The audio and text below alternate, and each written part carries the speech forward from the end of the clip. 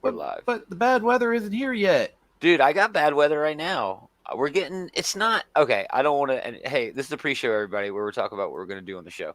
And what we're talking about is the two hosts who are missing. They're not here. And there is some bad weather going through our area, but it's nothing like Ida. All right, that's hitting New Orleans right now. Thoughts to everybody. I hope that. Oh, there's Taylor. I hope that shit doesn't, Hey, Tayller, we're live. Well, I hope that shit doesn't hit it. But yeah, we are getting some weather here, and it's actually sort of the whips of the tail, as the hurricane is. I'm doing the pictures. As the hurricane is spinning, it sort of whips giving off visual storms, off. That can be actually more dangerous than the hurricane in a localized location, with tornadoes. Well, I have family in Louisiana. I have a lot of family. I bet you do. Yeah, you do. You told me that. I bet. And my mom, she said my aunt is they are battening down the hatches. How about your family? Pretty much. But my dad, right now I'm more concerned. So they're hanging out. They're staying. They're riding the storm out. They pretty much do. That's pretty much what they do. Crazy, but my dad, man, it's crazy. My dad, I'm more worried about my dad right now because he's been having a coughing fit since Friday. Oh, great! Let's not even go there. He's gonna get tested tomorrow. So Adam Normal may or may not show up. Yeah, we're gonna talk about what we do on the show. Segment 1, I watched a movie, and we all watched a trailer, I think. So we'll talk about that trailer in segment 1. I think that's probably a good idea. Onto the news. Lots of comic book news this week. New Batman creative team, and a little bit more on that as DC gets into the pastiche sort of shit. All Batman all the time. Big Captain Marvel news. Supply chain issues. I think we'll just gloss over those a little bit. Supply chain issues as in bags and boards? Well, I was going to mention that in regards to that, but yeah. All that Galactus, the big HasLab Galactus. Dave, we'll need you to check on updated numbers in the moment. And then what if we've got a great food news that Big D sent over. We do have a moment of destruction, but damn, without Adam Normal here, it seems kind of lame. You'll just have to pull the weight of 2 for that one, Gomer. I know. I don't know if I can do it because I'm going to shit all over at least half of it pretty hard. Yeah, and then lots of great comics this week, but man, Marvel. Okay, I have your Galactus news. All right, great. We'll get to it when we get to it. I didn't mean right away. You're on the ball, though. I love it. You're on the ball. I've already done it. Anything else? Anybody want to toss into the mix? I'll just toss it in on the what we did this week stuff. Oh, great. Segment 1. I love a good segment 1 contribution. And that's a big NO from Big T. Well, I have something that I did this week that might be worth talking all right. About. Awesome. It's not really news. It just... Yeah. You're going to ask us these things anyway, Gomer, so just, be patient. Well, let's do it.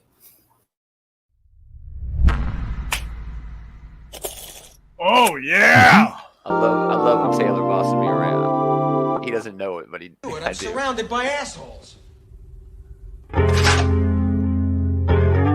It's true. That is true. It's true. Rick Moranis. I do wish he would come back for at least the Ghostbusters movie. There's a rumor that he's going to be in the Ghostbusters movie. I mean, he is doing stuff sort of nowadays. He was in that commercial and everything. Oh, please. I guess. The power of Ryan Reynolds compels you.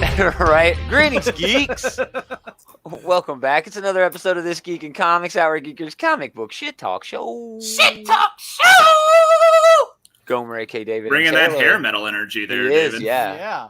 I'm feeling my oats today. Adam Normal is off this week, I guess. I don't know.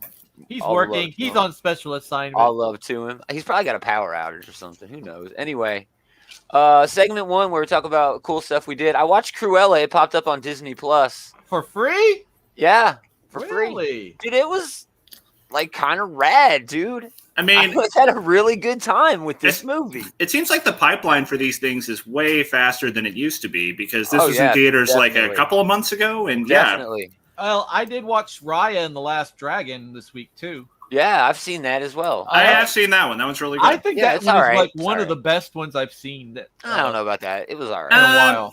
if we're doing like recent Disney movie tier lists, it's not close to Moana or Frozen or Tangled. And what was the one with the brothers and the magic?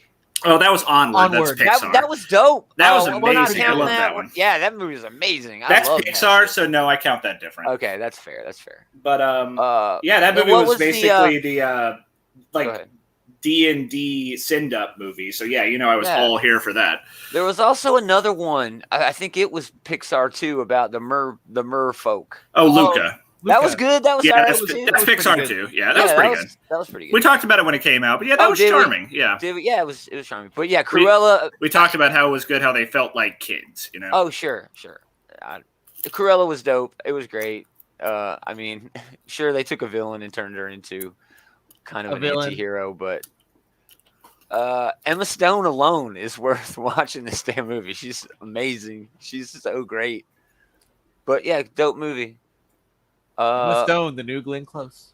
Yeah. Anybody else? And then we'll talk about the No Way Home trailer. No Way Home.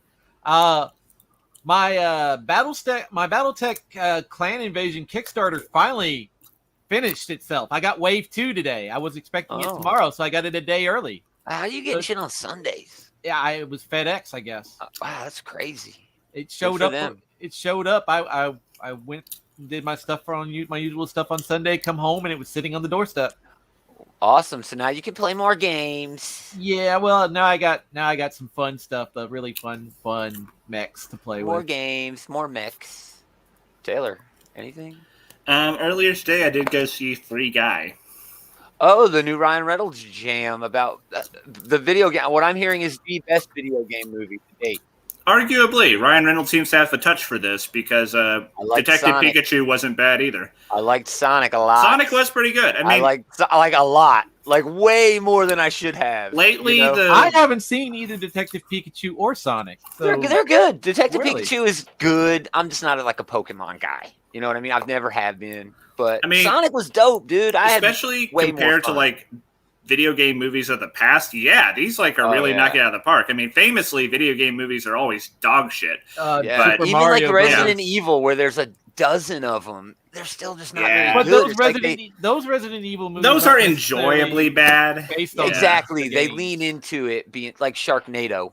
Yeah, like they know what they are. Mila Jovovich made a career of that. Dude, good for her. And honestly, good for her, yeah. But Free Guy was pretty solid. It's basically, like what if a Grand Theft Auto NPC became sentient. Yeah. And they actually, I think, put more effort into structuring the plot of this movie than they really needed to, because there's actually kind of an interesting progression towards revealing like how it is he became sentient. And is it like the Matrix? No. Okay. Well, it's a whole thing. I'm not going to get into it. But, that's okay. I want to watch the movie, so don't get into it. I do want to see it. It's akin to Pacific Rim in the sense that, well, I'm not saying it's not as good as that, but I do think that they share a quality where they tried way harder than they needed to for the plot, and I appreciate it. I do appreciate the effort that they made. That's cool. Pacific Rim was just okay. Let's talk about No Way Home. What? Fuck you. No, I enjoyed the monsters fighting robots, but that's about it. Whatever. All right. Okay, everyone's saying, "Hey, this seems like one more day," and really, it's not one more day. There's more one moment in time, which came directly after One More Day, if you'll remember. Well, it was like a year later, but yeah. Yeah. Well, I mean, directly after in that whole story where Civil War led into One More Day and all that. And, everyone said Matt Murdock sighting. But Mephisto, that's where I was going with. Everybody wants Mephisto so fucking bad. I'm sorry. Disney is not going to put Satan in a Marvel movie. All right? Yet, Hercules is as close as we're getting to Satan being in a Disney movie. This is a cool scene right here. Classic Doctor Strange. Yeah, out of body experience. So yeah, this trailer definitely had a nice Easter egg hunt quality to it. With the goblin bombs and. I've got it, dude. I've got it. Oh well, I won't get ahead of it then, but yeah, but I like this. Doctor Strange is lounging around the house because he accidentally made it winter in the house or something. It really feels like they're gonna lean hard into Doctor Strange being weird and honestly kind of not giving a fuck. Seems that way, which I guess is fueling all this Mephisto rhetoric about like, oh, well, what if it's really Mephisto doing the casting? I don't know anything about that here or there. We've had rumors of Mephisto for every Marvel show. Exactly. But yeah, it does seem like this trailer is either outright confirming or giving a lot of credence to all these rumors that have been milling around for fucking ever now, you know? Like the worst kept secret in Hollywood, there's going to be multiple Spider-Man. Well, yeah, they confirmed Alfred Molina as Doc Ock coming back, and I'd be very shocked at this point if we don't see Toby and Andrew. And Willem Dafoe, and that sounded like his laugh. That's like Sandman. I don't remember that actor's name, but he's kind of a classic actor. Thomas Hayden Church. Yeah, Thomas Hayden Church. Thank you. He's in this movie called Sideways with Paul Giamatti, which I fucking adore for some reason. But anyway, just looking at this, can you tell me, just on the surface, if you were fishing for shit to take from this trailer, what's wrong with this picture? Why is the Eye of Agamotto doesn't have the Time Stone anymore? Yeah, he doesn't have the Time Stone anymore. The Eye of Agamotto had one job in the MCU, and that job seems to be gone because the Eye of Agamotto maybe it's just like part of his vestments at this point. Oh, sure. He just likes to accessorize with weird shit. Hey, maybe it's like a symbol for him being the Sorcerer Supreme. I don't fucking know. Yeah, still. We'll see. But didn't the actual necklace, didn't it like close to hide the eye? Yeah. Well, in Endgame, Thanos destroyed all the stones from the up-to-date timeline, and then the ones that they brought from the other timelines got returned. So no, there should be no way for the Eye of Agamotto to still be around here. But he destroyed the Eye of Agamotto. He destroyed the Eye of Agamotto in that time. Thanos did. No, well, that's the timeline we're in. Yeah. That's the timeline we're in. No, now we have variant timelines. Didn't he smash? No, that doesn't matter, David. This is the timeline that we're in. Yeah, didn't he smash the Eye of Agamotto and then like get the? He's like, oh, you asshole, it's not in there. Remember well, yeah, he did do a fake. Which, since it was a fake, I don't know if it was his actual necklace or not. That's true. This is the one I don't know for that I didn't Either see a lot way, of people talking about. It shouldn't have any of its fantabulous time powers anymore because the time stone is for sure gone. Yeah, except in the TVA where there's dozens of them. Sandman, doing his thing. There's something going on in here. It's hard to see. It's poor resolution, but yes, of course, the Goblin Bomb. The man right here. You're gonna have a lot more fun kidnapping this Aunt May. I'm just saying. Yeah, I saw somebody share that on the site. Yeah. And then, just a bunch of weird, crazy destruction. Electro, maybe? Maybe. I don't know. It seems like a lot of fun, but you know what? It also seems like 10 pounds of shit in a 5-pound bag. You know what I'm saying? It's a lot, dude. It's a lot. What are they trying to do here, you know? And honestly, I'm not any more excited for this movie because of the trailer, I gotta say. Well, I mean, you're right, because it just confirmed a lot of what everybody was already assuming. Well, and I was never all that hype about the multiverse thing they were gonna I was never that hype about them bringing the Spider-Verse. I mean, sure, I expect them to tell good stories. Loki was great, but to me, the inclusion of a multiverse of the Spider-Verse, it's not inherently better than whatever else they could have done, you know? Yeah. If the movie's good, and I expect it to be, that's great. But I've never been just like shitting myself over the idea of like Tobey Maguire and Andrew Garfield showing up the way everybody else seems to be. Sure. No, and that's fair because it is sort of leaning hard into nostalgia in a weird sort of way because like those movies were hit or miss. And when they missed, people were fucking pissed. Remember Venom in that? How people hated it? Now they want that. I hear a lot of people wanting that dude from that 70s show, whatever the hell his name is. Telford Grace. To come back and be Venom. And it's like, what are you talking? You hated that. You hated that. It is interesting how nostalgia blinders can like really take a hold on people because Spider-Man 3 was largely panned at the time, but apparently people are whatever. But I mean, I feel like everyone, even at the time, thought that the Amazing Spider-Man movies were pretty bad. Yeah. The first one was good. The second one was not great. Yeah, they're all here. They're all over the place, though. They really are. Now, I've never heard anyone say they're great. Exactly, exactly. Well, I got two more things to say on this. This is in my notes for this, but one is more of an observation. Another one is more of a prediction. The observation, Peter Parker seems kind of like a bitch in this again. Oh, all this fame and these superpowers and this awesome Stark Industries super suit. I need everybody to forget who I am. Come on. That is... I mean, the dude is, like, even in the trailer we see he is being hounded and accused of murder, I get it, but it's weird, dude. It's dumb. What I thought you were going to say, and this I agree with more, is it does once again seem like Spider-Man's going to be almost more of a supporting character in his own movie. Oh, again? Yes. Is there ever going to be an MCU Spider-Man movie where Spider-Man is the main character? Not as long as Sony owns the rights. He is the main character in like the most stringent sense of the word, but yeah, it seems like he is mostly reacting to things that other characters do rather than setting the pace himself. Yeah. Like here, Doctor Strange is his new dad. The first movie was about Iron Man being his dad. The second movie was about him getting over his dad dying, and now he's got a new dad in Doctor Strange. And my prediction, and I mean, I'm going out on a limb here. If you're bringing in these other Spider-Man, Spiders-Man. No, Spiders-Man is a different guy.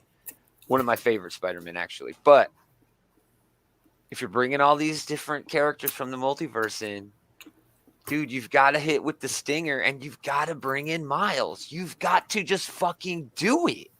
Yeah. Even if it's post credits, even if there's got to be something. Now is the time. They've got to do it.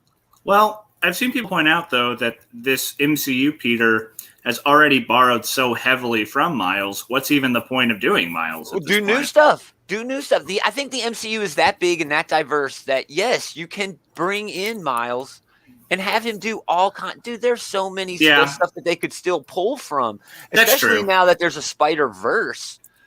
And honestly, any excuse to inject some more diversity into the MCU is something that they should take advantage of. And such a great character too, man. Miles is awesome. Miles is definitely one of the best characters introduced in this millennium.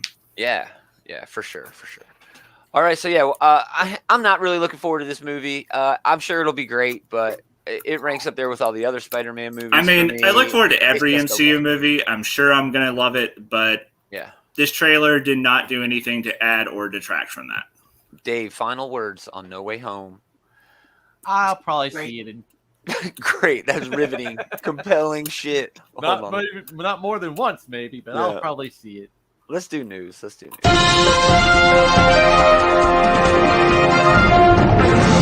And now here's Goma with the news. Real, his ass hadn't even been really doing any inner city web swinging like Manhattan.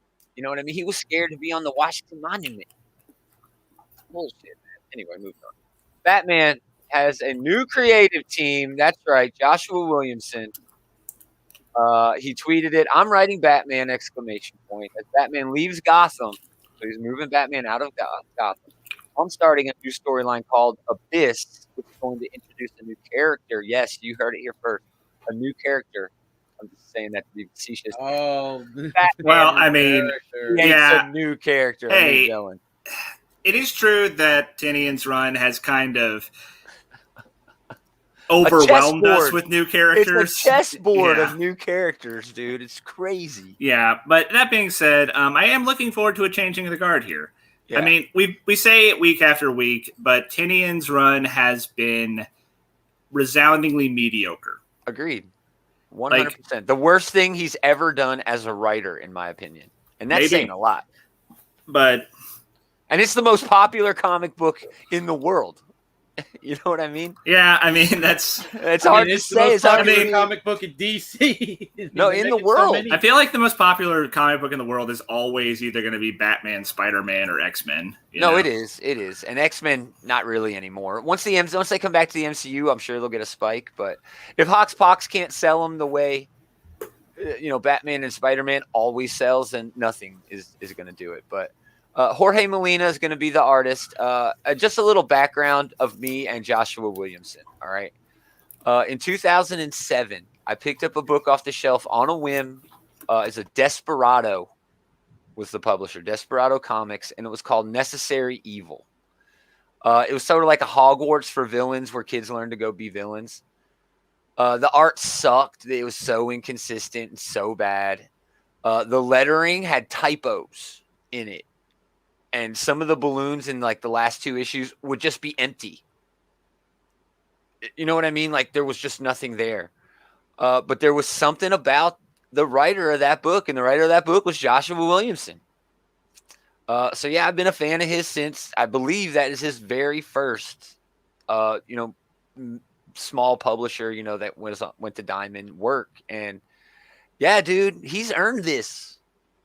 If you look at all the work that he's done, I mean, at Image, sure, but even at DC, his Flash run, I'm not going to say it's the definitive Flash run because Jeff Johns has worked on Flash. You know what I mean?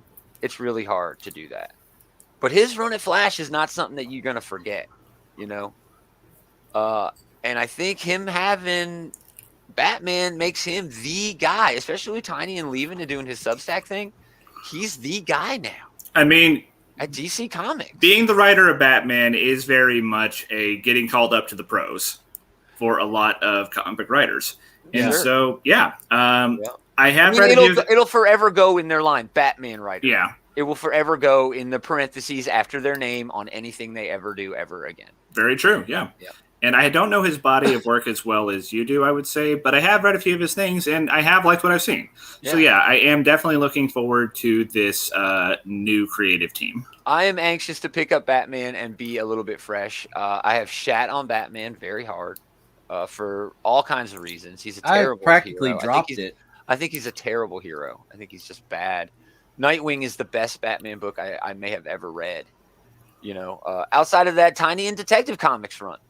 Where he gets the whole family together. But on the same note, Joshua Williamson in the November solicits, he's the new king of DC Comics, and he has a new book in the November solicits called Justice League Incarnate. Now, I kind of wish fucking Adam was here because he's reading, what the hell's the name of that book?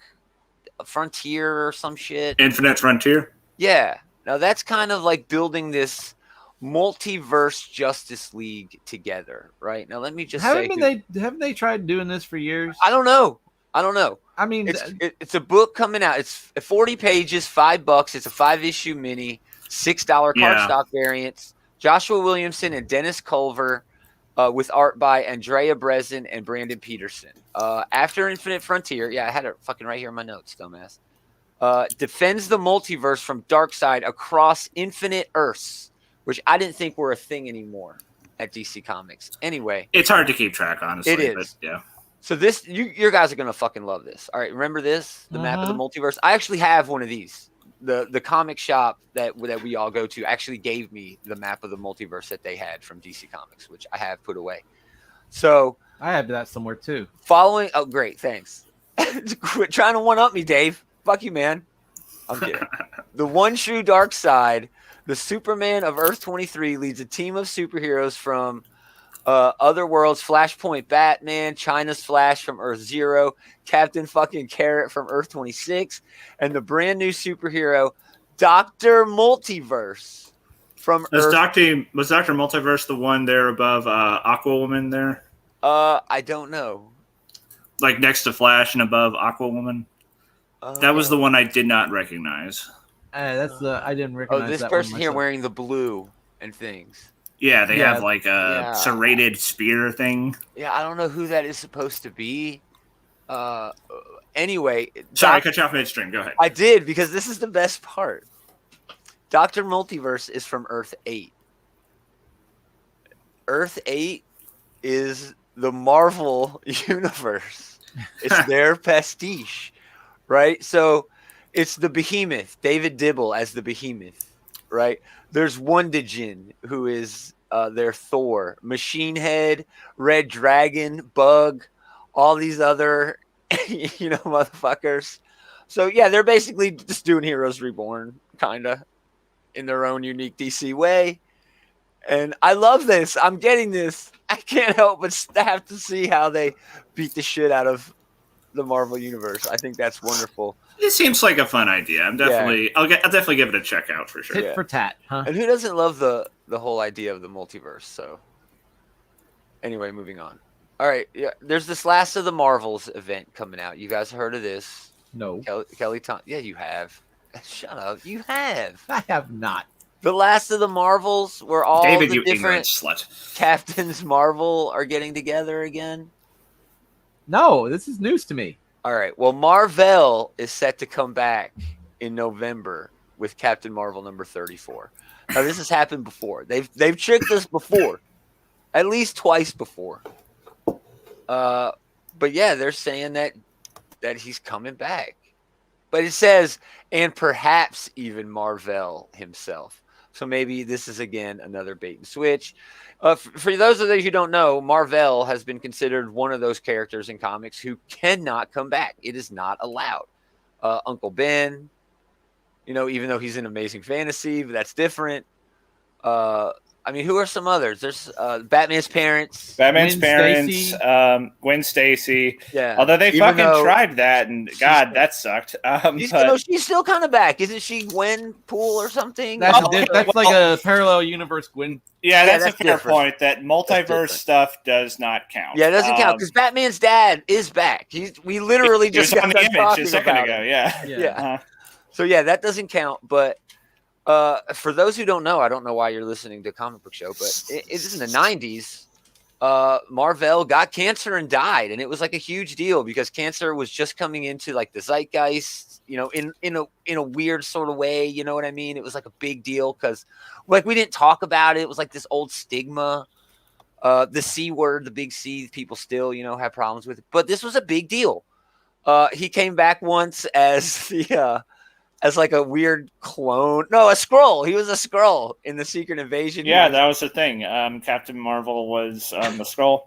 They also... he was a great Skrull because he didn't realize he was a Skrull. And when he did, he hated himself and killed himself because he thought he was such a douchebag. I loved it. It was fantastic. They also brought him back in Avengers vs. X-Men, I think, when, like, the Kree, like, had cloned him or some shit. I don't know. Yeah. I'm a Skrull. I'm a Kree. That was actually, I think, stemmed out. That was hinted at in the Illuminati series of one-shots that dealt with different things. So, yeah, they've tried to bring it back, but he's never actually come back. I'm assuming this is going to be the same sort of deal where he actually does not come back. They just sort of, homage him in a way. I feel like they are committed to Carol being Captain Marvel moving forward. I mean, they have the movies coming out, and she has done really well as that character. She has definitely found a great landing point after years of them not knowing what to do with the character. So sure, I'm okay with that. Yeah, I have no reason to think that they're going to change course on that now. To me, she is Captain Marvel. Okay. But yeah, I mean, and she has been for like 10 years now. I mean, longer than that. She's no, the way one I longer associate than with that. Captain Marvel. Yeah, way longer than that, I think. It's hard. But either way, she is established now. But with that said, Spider-Man will always be Peter Parker. But there's like 5 Spider-Mans running around. True enough. So who fucking cares? We'll probably talk about it later, but I really like the idea of having several Captains America. Oh, I think it's great, and that's eventually going to happen. I think I have a new Superman. I don't think Clark's my Superman anymore. Fuck that guy. He's a douchebag. We're going to talk about that later, too. I'm sure we'll argue about that, but whatever. Yeah. Finally, well, no, not finally. Let's talk about the supply chains. There's some supply chain issues. Sorry, I got to get that image on. Supply chain issues that are happening because of the pandemic. It has been bags and boards, as David alluded to earlier in the show, but 27 DC Comics and 6 DC collections are delayed due to the pandemic. I'm not going to name them all, but global supply chains have been affected all the way around. So yeah, that's. I mean, it sucks, but things suck right now. Everything sucks. It's true. Like people just, I think there's nothing to be done. Exactly. Certainly, you can feel upset about this, but there's no one to really be mad at. Yeah, I'm not upset. A lot of them are Batman. Blue and Gold number 2 and 3, are going to be delayed till September. So it's not really that much. It's more of sort of a month or so delay. Wow. Yeah, for example, Wonder Girl number 5 and 6 are both dropping in November now. because they're going to try to catch up. So Hey, I mean, however long you need to draw those pages, Yeah, and I don't think it's about that. I just think it's. Oh yeah, but I'm just saying. They can't get that. Oh yeah, for sure. I hear what you're saying. And it's then, part of the larger thing. I feel like we all agree that delayed is better than bad. Yeah, for delayed sure. is better than not getting it. Yeah, than that too. And a bunch of collections. I think the biggest takeaway from this is DC is delaying the digital releases to coincide with the new paper release dates. Which they did not have to do. I am glad to hear it. That is doing right by the comic book shops, and I feel like it is the right thing to do. But there's also some pragmatism. They don't need to be making enemies of the comic shops. Sure. Even though they wouldn't be if they still wanted their shit, And true, but I'm sure it also has to do with the distributors and things like that, who are involved. So either way, yeah, good on them. So finally, Galactus. Before we talk what if, at least, fully funded. Yep. Has reached its 4th stretch goal now. Correct, David? Over 22,000. I'm showing about almost 22,000. It's just a few. It's like 113 shy. Yes, and it'll probably by the end of this sentence, it'll be over it. They've introduced 4. Extension goals. What do they call those? Stretch goals? Stretch goals and Kickstarter. The original target was 14,000. Mm-hmm. The first stretch goal was Frankie Ray Nova. Okay, I was about to ask, 15,000. what does a stretch goal mean when we're talking about action figures? So When the stretch they- goals Yeah, are they like just when add a they- figure. are more They add heralds, a I figure guess. to it. Yeah. Well, they've got They they've added only that, got and- 2. Yeah, I've stretch got goals them, dude. listed. I've got it So- all, dude. I've got it all. Silver Surfer was tier 2. That was unlocked at 17,000. I'm surprised he wasn't backers. tier 1. I feel like that would be like the first one. There already is plenty of Silver Surfer figures. I think this is actually just sort of a remodel of one they had before with different stuff to go with it, like the purple. But this was a figure that had not been released yet. No. So you know what I mean? That's a bigger deal. Yeah. There has never been a Frankie Ray Nova action figure before. Gotcha.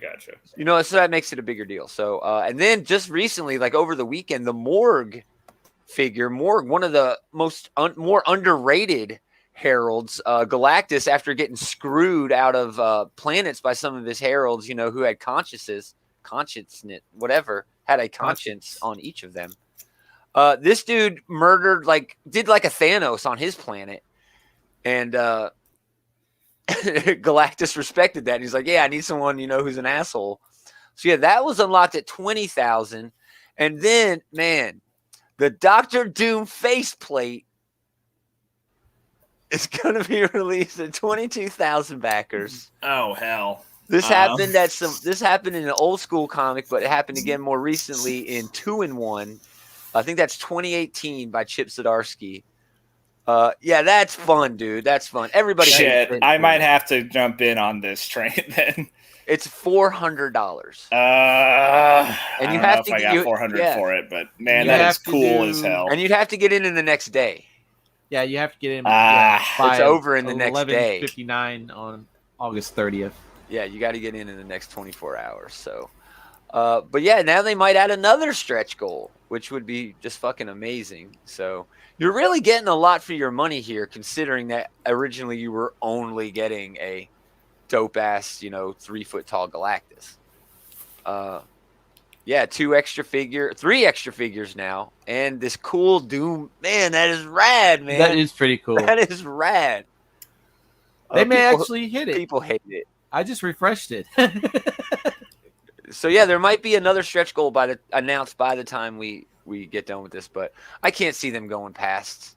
There's only a day left. Not in 24 hours, no. But I mean, they're adding all this dope shit. They might add something in, and I guess it depends on how much they had left in their back pocket here, but yeah. I mean, if they've already got a prototype out for Morg, then No, Morg's done. That's more than a prototype. That image, that was a full sculpt, dude. They had that done.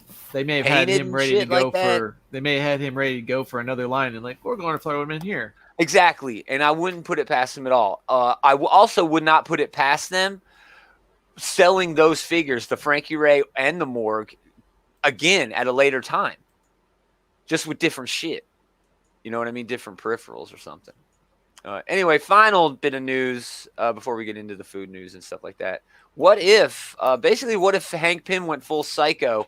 Yeah. This was kind of a departure from what people think of, and especially what this show has been promoting itself as a what if. What if a single thing changed? And this is not really what this is. This was like, well, what if Hope became a full-fledged member of fucking S.H.I.E.L.D. well before we know that she got her hands on the Wasp costume? This seemed way out there, but it didn't really matter to me. I loved it. They did not explicitly say what the difference was this time, like they had in previous episodes. But I do think that is that what if Hope had joined S.H.I.E.L.D. And apparently, it's a good thing she didn't, because man, this one was way more of a downer than any other episode for sure. Because I saw a thing earlier where like Marvel was like having an advertisement on my feed where like see Thor in the latest episode. Oh no! Did he just go? Did his power go out or something? He was saying something awesome too. He was like, "See Thor in this latest epised," and then Thor gets owned in this episode. Man. I didn't think Hawkeye could kill Thor. Well, he could definitely could when he didn't have, the power of Thor when he wasn't holding Mjolnir. Yeah. So, Taylor's internet must have dropped. Yeah, there's a lot of thunder outside, so yeah, I really wanted to hear what he had to say about that. I mean, the Yellow Jacket suit from this was jumped up several years, because that wasn't until the Ant-Man movie when the other guy was developing it. Well, no, you could tell. It's not exactly the same design, but there's definitely an element there. So yeah, I really think it was Pym, going in a general direction of madness, the same direction. That dude who ended up becoming Yellow Jacket in the Ant-Man movie, the same way he sort of went down that road towards evil, Hank took the same direction, Yeah. So Taylor, Thor, yeah. Oh, see just Thor in this. Yeah, see Thor in this episode, like, so that they can watch him fucking die. I mean, die horribly. Yeah. But to be fair, Thor was depowered at the time, so sure. He was susceptible to Hawkeye's arrow. Yeah. But I've seen people point out that Hank Pym killing Hulk was the closest we're ever going to get to the whole thing about Ant-Man going up Thanos' butt. But we know it would have worked. Apparently, yeah. We know it would have worked. But what did he do? He stuck. That's on Captain America. That's poor leadership. What he stuck He stuck one of the Pym particles in the Hulk's heart or something. Yeah, right? one of those little frisbee gadgets he's got that shrinks and enlarges things. Yeah, he threw one of those on his heart. Yeah. I didn't realize it was Michael Douglas doing the voice of Hank Pym. I continue to be impressed by all the big name actors that are getting to come in and be these characters. Yeah, phoning it in to reprise their role. Yeah. I mean, literally, they have like 6 or 7 lines each. It's not that much. No. You know what I mean? It's not a whole lot of voice work, which I'm not critiquing. That's not a negative critique. It's genius that they're able to stitch all that together and give us something awesome. Do you remember the old Black shows Widow from fight the 90s? in this was awesome. What, Dave? You remember the old cartoons from the 90s, like Animaniacs and a couple others? Yeah, sure. Where they would have a celebrity show up. I honestly thought when I first heard it that the Michael Douglas or the Hank Pym character was somebody doing the voice, that kind of voice. Well, you were wrong. It wasn't. Douglas. Yeah. Michael Douglas doing crazy Michael Douglas. Scarlett Johansson was not Natasha. Basically, the main 6 Avengers were not those actors, but everybody else, including Samuel L. Jackson, Michael Douglas, and Tom Hiddleston, among others, were reprising their role. And Craig T. Clark. It's impressive. Yeah. Everyone's talking about him coming back now that he did a what if, after Agents of S.H.I.E.L.D. has ended, which would be great, especially if they got a multiverse. I think my biggest takeaway from this is the MCU just kind of throwing off any shackles they may have in terms of what they can actually do. Now, we know WandaVision was different. We know, Falcon Winter Soldier was a little bit more on the nose of what. But they still Marvel did does, tackle some touchy subjects in a very good for way. sure. Yeah. Loki was way off the beaten path of what Marvel had done before, and now this I think is the most unique thing they've done. It's dark. It's a almost an MCU lovers MCU episode. Yeah, you know what I mean? You really have to know your MCU to get a full grasp of everything that's going on, why it's going on, why it's important. And then just how dark everything is. Everything is so fucking. It's dark, and it was almost a whodunit too. Yeah, You know what I mean? So far, the previous episodes had been rather feel good, Sure. but those of us who read the What If comics know that sometimes these alternate times. universes. Well, yeah, more often than not. In fact, you're right. Yeah. These alternate universes go to some dark places, and yeah, I'm actually kind of surprised to see them do that on their TV show here. Me too. That's exactly my point. Yeah, I was really surprised by that. I was like, holy shit, they really went there. You know, they really went there. I mean, if you look back at What If, a lot of it came from ideas like Age of Apocalypse. You know what I mean? Where they specifically changed something because they want it to be terrible. They want to show you how terrible shit can be. Because at the end of every fucking Marvel arc, everything's got to be happy and nice again. You got to put the toys back in the box. With What If, no, you can leave a mess. Yeah, I mean, enjoy the ride. You know, the entire point of something like this is that you can do whatever the fuck you want, and part of that is taking off the handcuffs where things always do have to have a relatively happy ending, or at least more often than not. Yeah, and so it's no surprise then that they will often, once free to that restriction, do this dark shit where Hank Pym's a fucking serial killer. But now my favorite part of this, of the end of this is, because again, like I said, they've taken what ifs before and turned them into long form stuff where they go back and revisit, the universes universes that have been created by these different choices made. There's now an evil Hank Pym hanging out in Asgard that's controlled by Loki. Thor's not around. Odin ain't around. Ain't nobody around. Yeah, and that's a rad story, dude. That would be, dude. Hank Pym, fucking Asgardian hitman. Are you kidding me? That would be rad. That is interesting, and Loki was one of the more enjoyable parts of this episode. Both watching him wreck Hank Pym at the end there, and also this is a Loki wins timeline. Yeah, I know they set it up where Captain Marvel and Captain America might try to form a resistance or whatever, but dude, that's what I'm saying. They leave it hanging on this awesome. All right, how about this? And they've sort of done this before.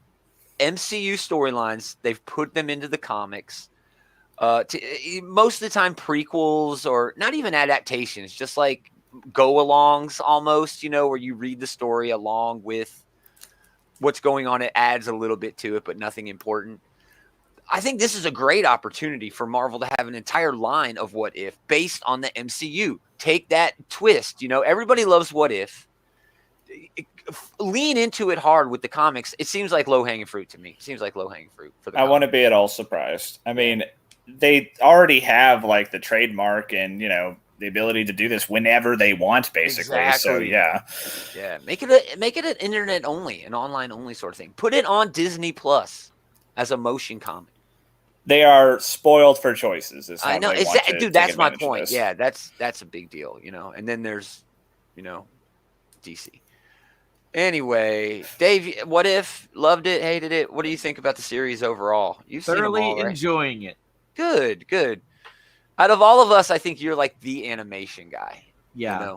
I think you would. I love this style of animation. It's safe to say that you watch more than all of us. But all right, let's do food news. My favorite. Yummy. This is a Dave one. Yeah, no suspense on this one. David shared it with us a few days ago, I think. I'll do it, Dave, and then you can chime in. You want me to do it or you want to do it? Oh, sure. Go ahead. Mountain Dew reveals new flaming hot flavor. Why? Yeah, why? Promising a combination of sweet citrus dew with new spicy goodness exclusively through the Mountain Dew online store. So we say this every week, but these are always either delightful or Horrible. horrifying, and this is a horrifying one. It is. Yes, it is. Why would you essentially want to put like Red Hots in Mountain Dew? I know why this is a thing. Just to chime in one last note, there's also going to be an apparel tie-in. Oh yeah, that's actually the weirdest part for me. Yeah, that's be the broken based promises. On Flaming Hot Mountain Dew. I mean, that is also got to do the artwork here for the can. Yeah, that lends itself pretty well to T-shirt art. Sure. So why not? I guess. That's also an exclusive. You can get that at brokenpromisesco.com, I think. Why did they make this?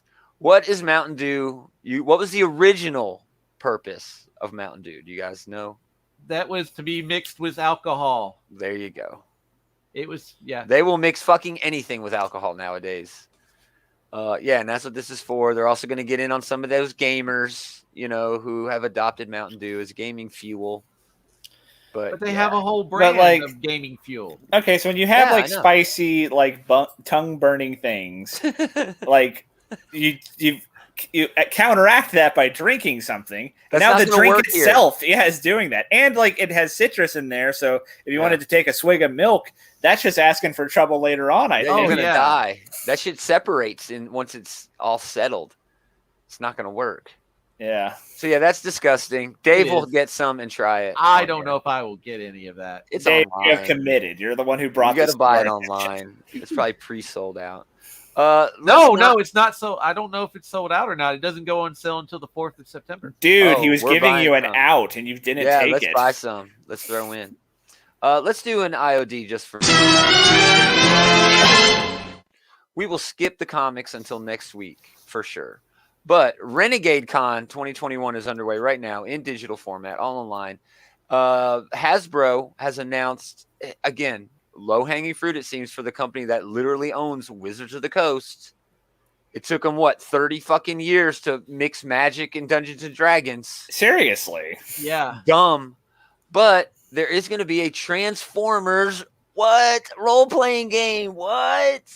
Huh. I'm pretty sure doing a Transformers role-playing game for this. They're also doing G.I. Joe. They're also doing Mighty Morphin Power Rangers. And, of course, My Little Pony. Why don't they just make a Hasbro role-playing game? A Hasbro Universe role-playing game? Why do that? Why sell somebody one game set when you can sell them 4 game sets? Not just 4 game sets, but then supplements that allow you to connect them. And the supplement will and then Mask, they could do Mask and Visionaries and all the Hasbro action. When it comes to gaming sets, the initial investment is usually like $50-ish bucks around that ballpark. But for people who go into the deep end, man, they are giving you a really steady source of income after that because they're buying figurines, they're buying paints, they're buying splat books, they're buying expansion books. Yeah. There's a Warhammer subscription service now. Oh yeah, that's the thing. Fucking whack, dude. I heard it's pretty cool though. You get some pretty cool shit. Yeah, you get some pretty cool looking miniatures. I'm very excited about this. I will pick this up even if I never roll a single die playing the game just to collect it. Because I'm that big of a Transformer. Honestly, we should play this in the shop if you do. This should be the game that you do the online game show. Right. The game sheets were really cool. I saw some images of the G.I. Joe ones. They look, really rad. This just had so much creativity. Are you going to be on Cybertron? Are you going to be on Earth? There are several other planets. There's a planet that eats other planets. And then the G.I. Joe one, man, you get to come up with your own name. Rolling back for a second, can you play as Unicron? Is that what you were saying there? I doubt you. They haven't released many details, but no, there's no way they're going to allow you to play. That seems like there's a balance issue. That'd be like playing as the Tarrasque or whatever the hell it's called. Yeah, man. the Tarrasque. Yeah. The Tarrasque, yeah. But yeah, man, it's going to contain character creation tools, vehicles, equipment, dossiers, combat. I immediately went to that Robot Chicken skit. Oh, those are some fancy trousers. Game Master screen included, which is going to have just dope art. That's actually kind of rare. Normally they sell those types of things separately. Yeah. Well, they know this is a really niche market. You know what I mean? You've got to be a huge fan. I am a huge fan. All right, dude. One of the coolest parts of Dungeons and Dragons for me is the books. Flipping through the books and seeing the art. And I'm looking for the same sort of experience with these role-playing games. I'm going to definitely get the Transformers one. I may jump in and get the G.I. Joe one, too, because I'm a big fan of Joe, too. Not as big as TF, but yeah. Beast Wars #7 came out. A new artist is actually worse, in my opinion. Really? You guys have been bitching about the art. Yeah. The art in this one was actually worse with the replacement artist. Unfortunate. And then Shattered Glass #1 with Danny Lore and Guido Guidi. Guido Guidi is Transformers, living legend. It was really solid. I had a great time with it. We will talk about that more in depth. It had a lot of good world building, for this alternate universe, giving you everything you need to know. Like there's a gold city where Gold Bug is, the dictator and shit like that. So, but isn't Goldbug like just Bumblebee repainted? yeah, exactly. So awesome. So yeah, some half and half on the good books, but man, great RPG news. Yeah, we should definitely try to play the Transformers RPG. Let's get into top 3. I think I'm gonna go first. I don't know. Probably gonna call out everybody's book.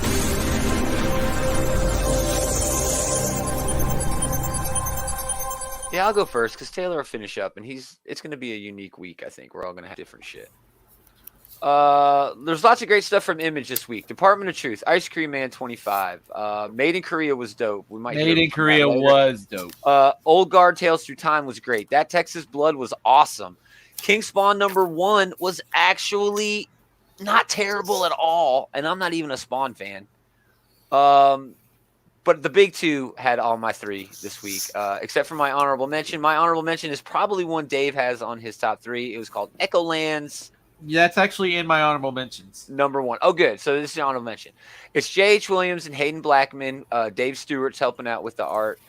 But it's brought to you in landscape format. Oh, yeah. That was one thing that threw me off about this book. But the artwork is phenomenal. So, yeah, Taylor, check this out. It's in landscape format, right? Okay. So the story is kind of whatever, but the art uses this format in a way where it's huge 2-page spreads. I mean, you had me at J.H. Williamson III, and any opportunity to give him more space on the page, do my God. Yeah. He uses it. It's so cinematic. Yeah. It's kind of like going from widescreen letterbox. It's kind of like transitioning. It's such a unique. I mean, in addition to being one of the best, just pencilers in general about drawing lines and things, his ability to do these layouts he is a singular talent at that as well. Oh, I mean, yeah, look at this. Just the line running through it. The sequential nature of the art it's just, I mean, it's good without this little line going through it with this ball, but he adds that. Because the ball is part of the story. It is, but the way he adds it is it's flowing through the page as you read it. He takes you on a journey across the page. Yes, that's the best way to do it. So yeah, the big honorable mention for me, but the story was just kind of meh. Yeah, the story wasn't great. I'm trade waiting on this one. I think it might get ruined in a trade. You might miss some of the middle. I'm sure that I would be curious to see if they will do the proper formatting for it. Yeah. But, I mean, even if it's just getting a J.H. Williamson art book, exactly, that's worth the price. Yeah. Oh, yeah. It's beautiful. Yeah. Great looking book. But my #3 is Tried and True, Wolverine #15. When it's good, it's great. And even when it's bad, it's still pretty good. But this was a great issue. Ben Percy just gets this character. He gets. I think because Solem was in this book, it was out of stock by the time I got to the shop. This week. Wow! Yeah, Adam Kubert killing it with the sequential art here with the walking through and showing all how he's just a big criminal, just a big douchebag. These newish characters, the pirate. Whatever, Sever Blackmore, and everyone's favorite adamantium skin degenerate. And it's Wolverine, having this talk with Blackmore, and then shit just hits the fan. To me, it's your quintessential atypical or typical Wolverine comic. Wolverine sits and hangs out with the bad guys, learns from the bad guys, ends up fighting the bad guys while the other bad guy is fucking him over. Just perfect Wolverine book. And I love Solemn. I love this Blackmore guy. I love everything that's going on with this book. And Kubert just nails the art. I mean, look at that. I would love it if all of the X books just switched to Iraqi for a month or two. You know what I mean? They could just easily do an Iraqi book. I mean, there's no reason they couldn't. Do Marauders, but have it be Iraqis, and it's Blackmore just sailing. Do an X-Force, but do Hellions, but it's what's his name? Tarn's bunch of folks, dude. Yeah, I'm loving everything about the direction that Wolverine is going. It feels like old Wolverine while, neck deep in all of the new shit that's going on. So, that was my number 3. Dave, we'll just go around the table. All right. So my honorable mentions, you've already mentioned one, is Echolands. The artwork in this is just stellar. Yeah, what a great book. It's I have 2 other honorable mentions. Barbaric number 3. Yeah, I'm still behind on that. I need to really get my ass in gear and pick that up. They defeat the evil cult. They defeat the god that's or whatever the thing is that the cult is worshiping, and the barbarian and the warlock decide that they're going to go on an adventure because they're friends now. Good for them. That's important. Well, it was the warlock has been the story is the warlock has been abandoned by everybody. Oh God, what have I done? Yeah, what have you done? What's your other honorable mention? And the barbarian decides that he's going to go back for David. Please don't tell us the whole plot. Yeah, what's your other honorable mention? My last honorable mention is Made in Korea, number 4. Oh man, it was cool. Oh my gosh, the book basically becomes like a Columbine shooting, but what if the robot decides to help people? Yeah. And where do you think it's going to stand at the end there with him taking the parents are out of the picture now? Doesn't make sense to me. I don't know if they're out of the picture. I think the guy from Korea has kind of kidnapped the kid. But she's in on it. She's cool with it. Because I don't know. He's apparently the only person that can fix her because she took a lot of damage in that school shooting. Cool. Number 3. And she bust walls and stuff. It was great. Yeah, it was a fun issue. It was an awesome book. Yeah, it was a fun issue, dude. Yeah. All right. My number 3 book this week is going to be Icon and Rocket number 2. Oh, I skipped this week. Oh my gosh. I'll throw that in as an honorable mention this week. Nice. I really enjoyed this. Icon and Rocket are going through cleaning up the neighborhood. People suspect that the girl is Rocket, and Augustus is pretty much helping her out by bringing in lawyers, and we get to meet the big bad of the series, who's also like an immortal guy who fought Augustus back in the Civil War. Oh, wow. I mean, honestly, all you need to know about this issue is that there's an image of Icon back during the Civil War days holding the severed head of Jefferson Davis. Yes. Oh, what? Yes. Icon. Oh, dude. See, I got to go back. Icon basically awesome.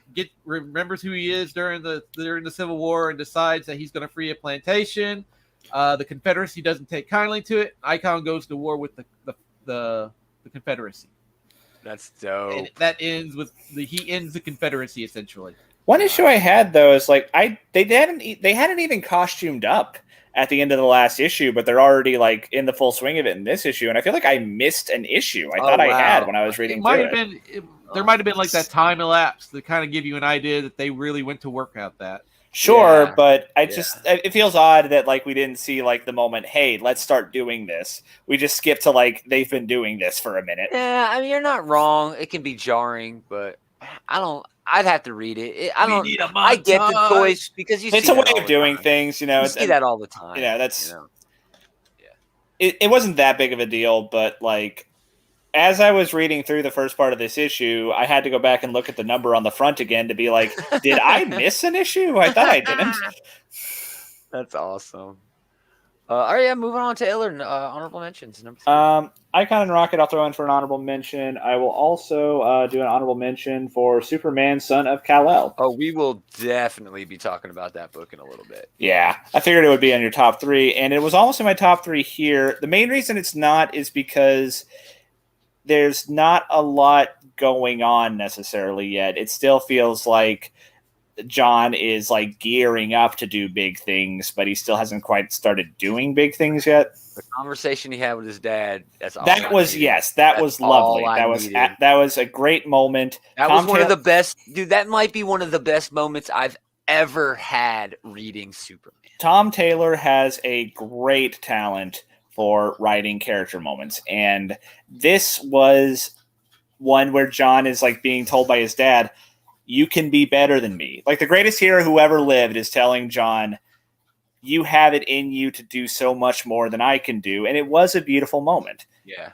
I'm assuming you're going to complain about like Superman not stepping up to do more, which honestly, I think he would have rescued the boat of refugees if he had been on planet for that. He didn't do. I'm not going to go there. Superman does that shit all the time. Superman says in this, Kal-El says in this, I never felt like I can do the things that I feel you can do because I'm not from here. That bothered the shit out of me. Dude. The real reason he doesn't do the things that John is apparently going to do is because then that ends the story.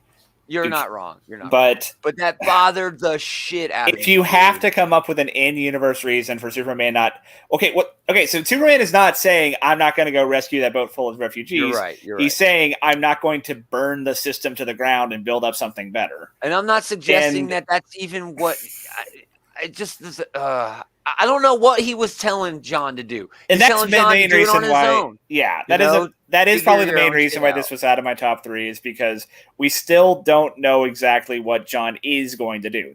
They're still talking about him doing something, but we're still waiting on seeing what that means. That being said, I still love the issue. All the character interactions were fantastic. Yeah. I even like John having his goofy disguise trying to go to college. I mean, I've got all these. This is still just your honorable mention, man. I want to get into it a little deeper in a bit, but yeah, I'm with you there. The first issue he had his chat with Damian, and that worked. Same thing here, and they're also showing him how he's different than his dad. Maybe he's not different than his dad. Maybe society is different from when Superman was. That's true too. And you know what I mean? That's true. And it's also true that like we have different expectations for what superheroes will do in a comic book nowadays. Yes. So yeah, this is in the truest sense of the word, a new generation of Superman. And they have a great opportunity to do cool stuff here. Superman. It's kind of like with all these other characters where like, yes, these characters are great and they can do great things. And I love that they're publishing them, but you'll always have Steve Rogers will always be like the foremost Captain America with like the general population, and Clark will always be the foremost Superman. But for the first time, I do believe that this story has some legs to stand on. Like I didn't buy it during Future State, mostly because Future State was bad. Yeah. But now, I could see this being an ongoing status quo. They have some great stories to tell, and I'm interested to see how long they can keep this gravy train flowing. Yeah, 100%. I love that he's stopping a school shooting on his first day of school, which blows his cover right away. It's an updated take on who and what Superman is. Not to say that Kal-El would not do this. Of course he would do this. Yeah, superheroes is baby stuff, homie. Yeah. Not to say that Kal-El wouldn't have done that. He would have. You know what I mean? But what this is showing is that maybe times are more desperate now or at least the comics are being depicted as the events that these characters are going through are more desperate and real than when Superman was doing his thing. True. But then Alan Moore, ironically, did kind of usher in this era where we have entirely different expectations, in a way, more adult expectations about superheroes. Yeah. And it's cool to see this comic embracing these things. Exactly. 100%. And then he takes his Jeep. That's another thing. He flies away with his Jeep. That's funny as hell, dude. Yeah. For them to go from one panel, hey, he just gets stopped a school shooting, that doesn't get kids murdered. To Tom Taylor, then, oh, look, he's going to fly away the Jeep. Of course, that's what Superman would do. Of course, he would take it to the moon. You should not take your Jeep to the moon. That will ruin your Jeep. And then, of course, he goes and saves, the immigrants listening about it on a podcast. You know what I mean? Or a stream. It's just everything is so updated and fresh and new. And they can cover a lot more ground in the same way that Superman has always covered ground, but do it in a way that doesn't feel all old-fashioned and dumb. Superman is old-fashioned and dumb. This is a better Superman. So, this is my number one. Either way, my number one book of the week. Number one book of the week. Easy. Taylor, you're number 3. Yeah, my number 3 is going to be Nonstop Spider-Man number 4. Oh, yeah. This is okay. I think I'm kind of over this. I'm cooling on this book a bit. There wasn't as much of that dynamic action to this as we've enjoyed in the previous issues. But it continues to be the best Spider-Man book going, which is a low hurdle to clear these days. But still, one thing that did frustrate me a little bit is I wish that writers would actually have the heroes shit all over these fucking racists instead of just assuming that the readers know that it's bad. Yeah. Have the heroes put the words in their mouth, shutting down these fucking assholes. Yeah. Don't just have Spider-Man be like, "You're wrong." God, anyone can see that you're wrong. Have him tell them why they're wrong. That is, too many fucking idiots out there are not aware of why it's wrong, and that's sad, but I feel like that's something that you should be doing if you have this audience. And especially if that's the way I actually like the book, though. And if that's the way you're going to glean, if you're going to lean into that, if you're going to have your villains have them be villainous because they're racist, then you should definitely have your fucking protagonist call out the villain for their exact villainy. I mean, yes, refute it. Exactly. This is something I always got upset with Bendis for, because he would do that all the time, where he just like lets the audience, assumes the audience like knows it's wrong, but I'm with you. It's 100%. Sad, but yes, you have to spell out why they're wrong. Start doing that. Good choice. I read it. It was solid, but again, it wasn't, like you said, it wasn't as dynamic. That's the reason I'm reading the book, is because of that art. It flows, from panel to panel, and it didn't have a lot of that. It had a lot more dialogue, a lot more talky talk. Yeah. This issue. Well, I didn't read it. Well, they were talk that fighting or the whole Superman time. book. But, yeah, Superman was great, Dave. But Spider-Man was good too. But man, I love this Superman Son of Kal-El book. Anyway, my number 2, Cable Reloaded number 1. Man, fun factor up to 110% here. Al Ewing, Bob Quinn doing the art. It's a Last Annihilation tie-in. It's just fun Cable doing awesome Cable shit. It was wonderfully nostalgic, beautifully modern. Was knee deep in everything going on in X-Men right now. But it did them both in ways that longtime and current X fans will. You have to be a longtime X-Men fan and a fan of the current shit to fully appreciate what's going on. And I happen to be both. This team, Exterminators that they called themselves, half of the people on this team were in the Exterminators from the X-Men animated show. I don't know if anyone's in that. Whiz Kid, Boom Boom were all in there, and Cable showed up.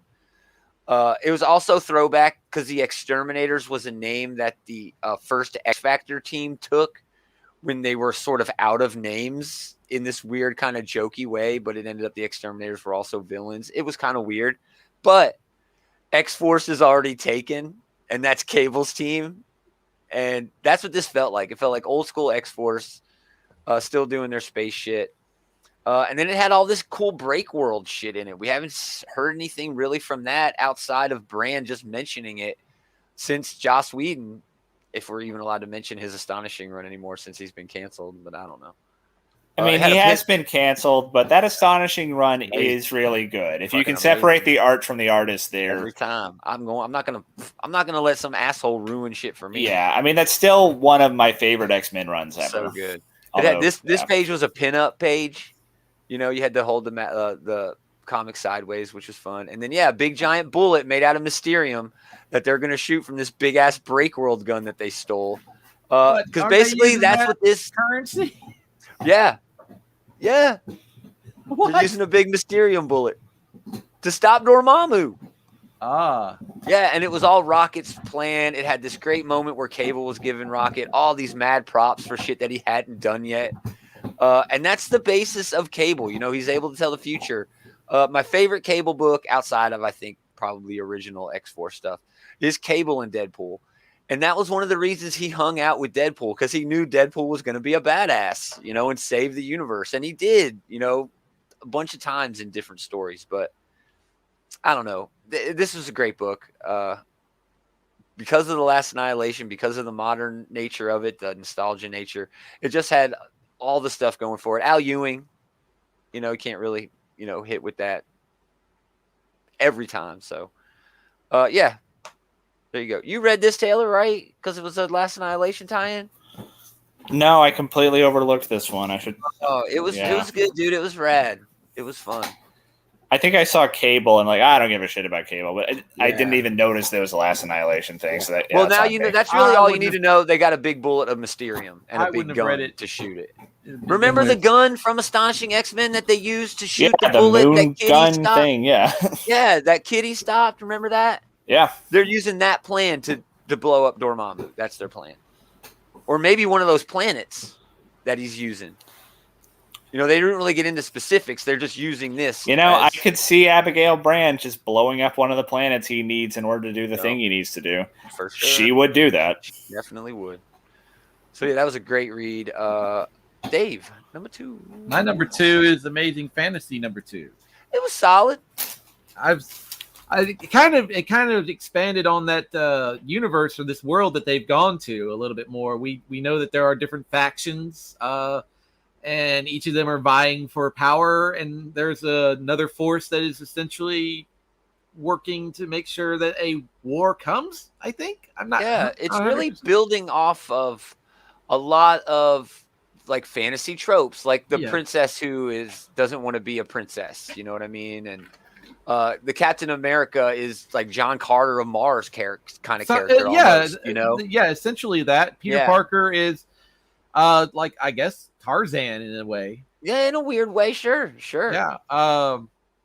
But there was a very poignant moment between Peter and Uncle Ben where he's like, when you're deaf, when you died, it taught me that with great power comes with great responsibility.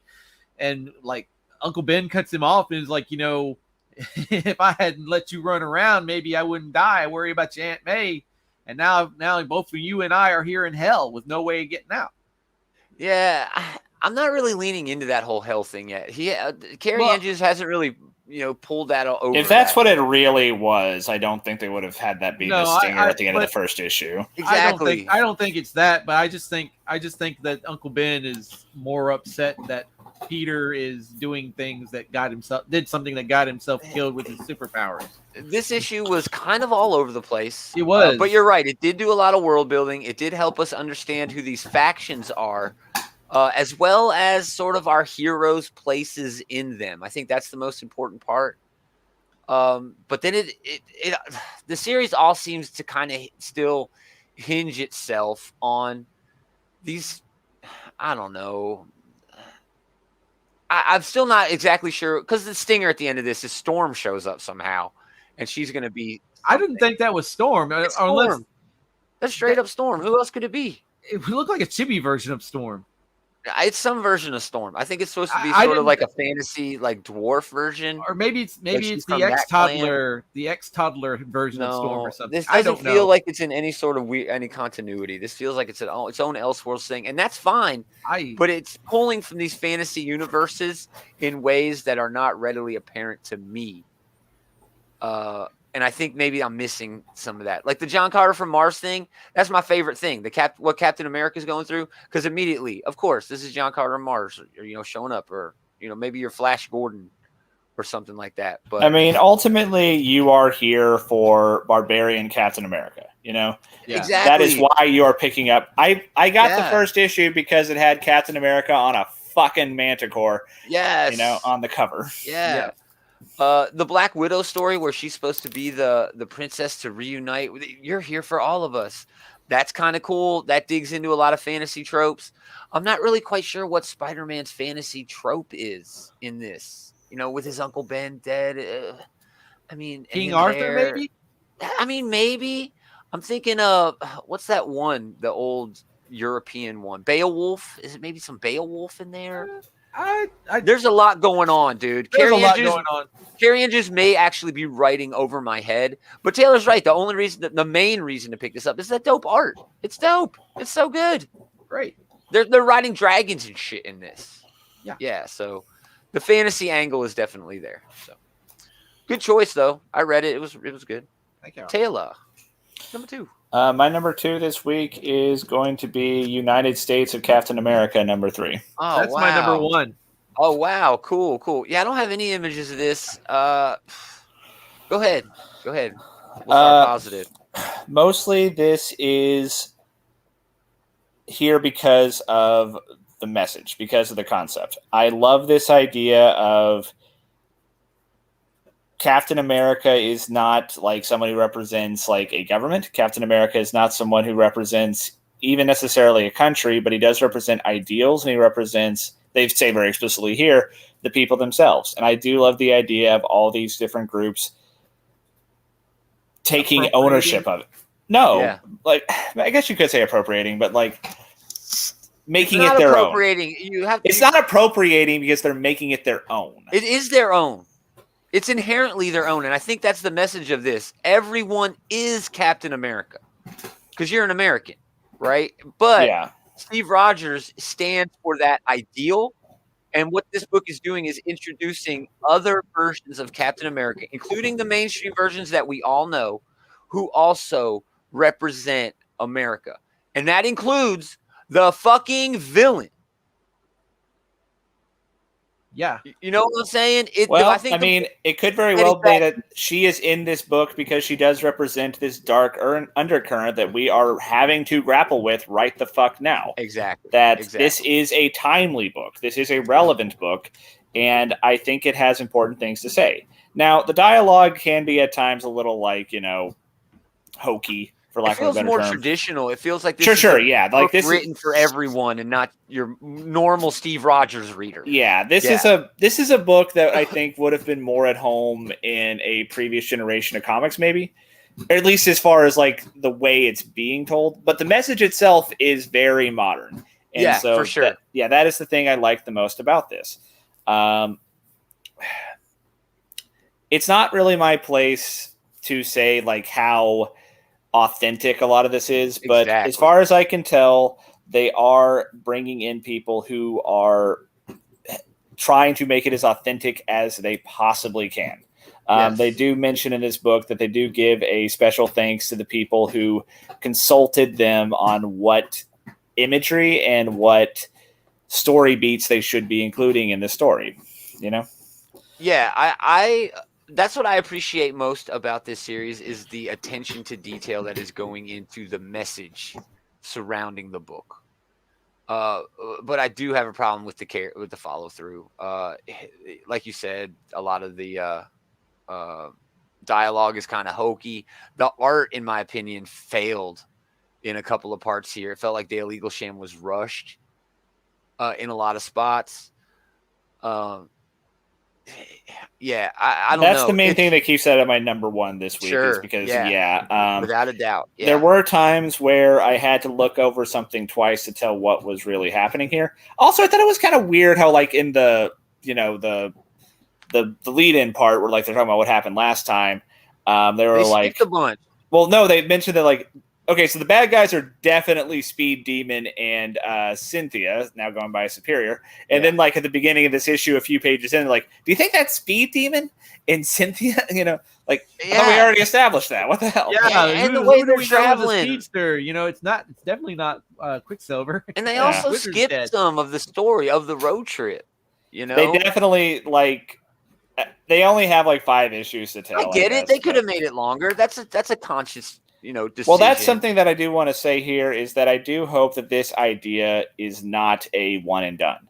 I love the idea of having multiple Captains America because this is not just a country of one group of people. This is not just a country of, chisel-jawed white guys. There should be more Captains America to represent more people in America. Yeah. Exactly. It's more authentic. It's better. And honestly, they're probably tripping over themselves to have Sam be in the Stars and Stripes again now that he's the MCU Cap. So, and I'm not having a problem with that. Bucky showed up too. He did. In this. I'm great with that. I think the U.S. agent is supposed to show up next time. For I some loved fucking it reason. But whatever. I loved it when Bucky was Cap for like 5 minutes. Yeah. Who will Shield? I thought that was the Brewbreaker's obvious run, choice. so of course that was good. I thought, oh sure, but I thought that was the obvious choice. Bucky. He could just walk right into it, just like Robin is the obvious choice to be the next Batman. It's like an obvious thing to me. But yeah, I love where they went with it with Sam, and I think they're trying to do the same thing with this book. I don't want these characters to fall away. I want to keep them coming back and add more to it. A series of one-shots, an ongoing series of one-shots. There was a letter page. Is a great idea. Yeah, there was a letter page at the end where people did write in to talk about how this did mean something to them. Yes. And they did expressly say that I hope that Aaron Fisher, because the letters are just now coming in from like the first issue. Yeah. But yeah, I do hope that Aaron Fisher is around for a while. Like this character means something to me, and it would be important for them to give him a place in the Marvel universe. Yeah, I agree 100%. There is a place for these Captains America that they're bringing in. So yeah, I don't think there's much more to say about the book. It's a great idea. I think the follow through is a little weak, but it's still a very important book. The concept is more important. Is the bigger selling point to me. And you're right. The execution could be better. Yeah. I mean, the execution is honestly pretty mediocre. But and that's David's number one. Is that what you said, Dave? Yeah. Awesome. That's my number one. So yeah, great book, man. Good choice. Good choice. So we still have our number ones to go. Mine was again Superman, Son of Kal-El. Number 2, I did get the In-Hook Lee cover. Yeah, I'm really starting to believe that this is my Superman. I loved everything about it. Great art too. Great motion to the art. A lot of fun stuff going on. Great conversation between him and his old man. Yeah, and then again, Dave's number 1 was United States of Captain America. So that only leaves really one book that could possibly be Taylor's number 1. You know what it is. Yes, it's Black Widow. And why not? Have you seen this? Yeah. Look at this. The artwork in this book, that. Casagrande always fucking brings it with the art in these books. Like, this is like the most extreme example yet of these 2-page spreads that she does. And yeah, just the dynamic motion and the way she can like stretch it out to almost have like a what's the name, like a Zolotrope? Yeah, but yeah, sure. It's cool to see like the team has come together for this. Oh, I got that one too. Yeah, and I am looking Hawkeye forward. showing up in this was fucking awesome. Yeah, I was like, Kelly shit. Writers often have their pet characters, Yeah. and Kate Bishop is definitely one of Kelly Thompson's pet characters. Yeah. And so, yeah, it is cool to see her show up here. Even the cover for this book was kind of neat because, like, they did all the credits as, like, a cityscape. Like, it's Thompson Industries, Casa Grande, like a restaurant, like Bel Air Hotel, you know? Yeah. Like, yeah, this book is written very well, but definitely the headline feature here is the artwork. I feel like it's just now starting. All right. The first arc was brilliant with Natasha and the kid and the family and the brainwashing. The way they paced it, we're like, we don't know what's going on for a few issues, and they came together really well. That was brilliant. And yeah, this is establishing a status quo. This, like we were saying, the team has come together. And this entire arc was her almost fixing that, maybe rehabilitating that, reflecting on that actual fake family with her real fake family. Yeah, you know there's been there's some very intelligent writing about that. Yes. Like not in this issue, but in the last issue where Natasha is talking about like it's such I can't even really wrap my head around my own grief because like I'm grieving a life that was inherently a lie that they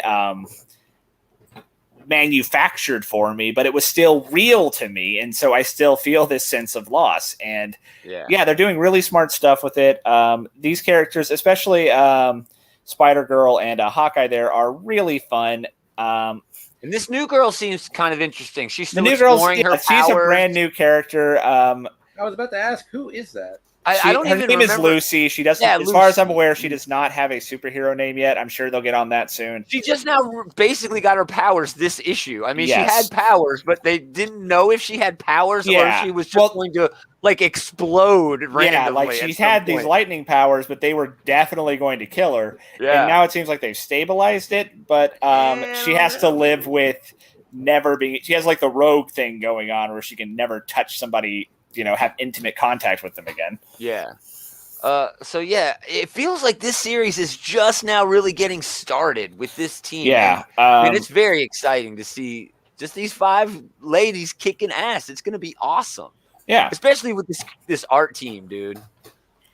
Yeah, when Hawkeye showed up, my jaw dropped. I was like, "Oh shit, And then this page, end. I was like, "Oh, she gonna hang out too.